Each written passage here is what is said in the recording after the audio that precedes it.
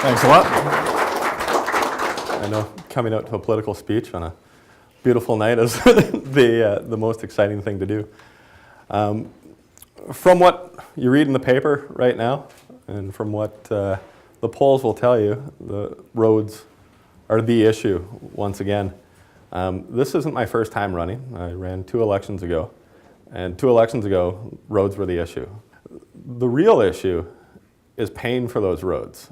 It's not just the roads that are the problem, it's what's underneath them. Our sewers are crumbling, our water lines are not what they should be. We need to pay for all of our infrastructure. And we need a plan to do that. We have existing infrastructure that we can put housing on. We have existing infrastructure that we can put jobs on, that we can put warehouses, mining supply companies. That's where we're going to get the money so we can actually build these roads. So we can stop just the talk and stop just saying, we're going to shave and pave, we're going to put this infrastructure down, and it never really happened. We're doing patchwork, it's Band-Aid solutions. We need the money to do it right the first time. We need to get density in the core. We've had opportunity, we have demand for housing in the center of the city, in existing neighborhoods. The city's not playing their part. The city is making it too difficult for developers to develop on land that benefits the city. They're making it too easy for developers to develop on cheap land that needs new infrastructure and raises our expenses. We've had the opportunity for several buildings in the downtown core with lots of housing, bringing lots of tax dollars to the city, where our city council throws it back at them and says, you need more parking.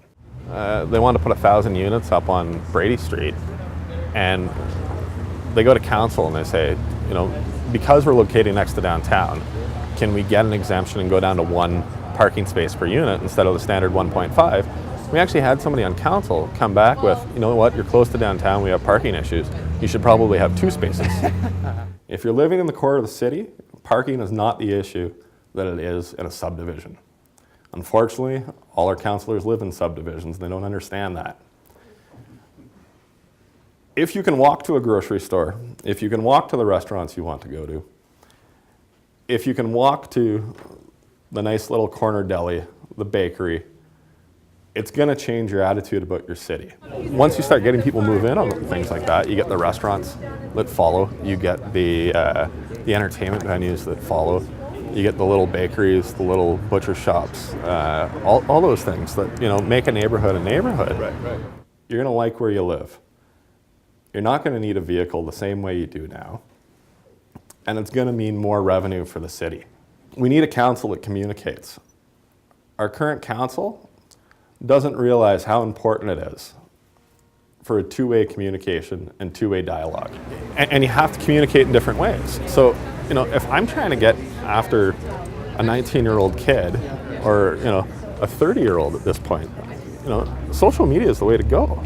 That's where they are, you know. We've had bylaw after bylaw go into council with people having no idea that that was coming up. They find out the day of the final council meeting with no opportunity to make a plea to council, no opportunity to have their voice heard.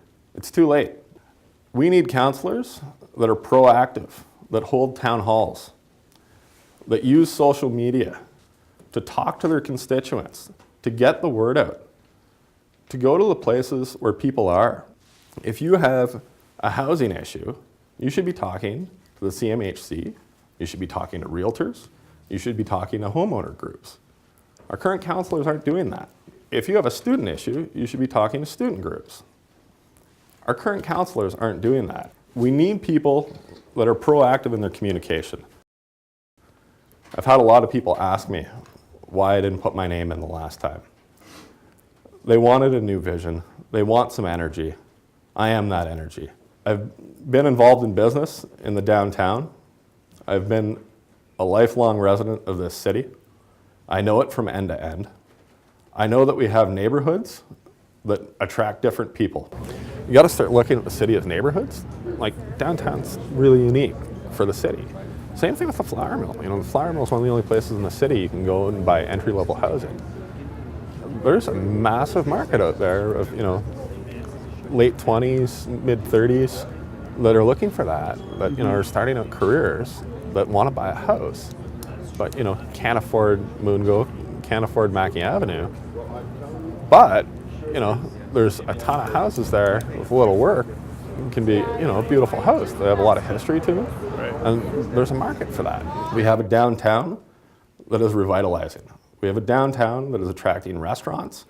It's attracting niche retail. We need the residential component. We need a council that understands that. And I know that we have people running, and I'm one of them. And I want to lead that council to make sure that we're successful into the future. Jeff McIntyre, I'm running for Ward 12. Thanks for your support.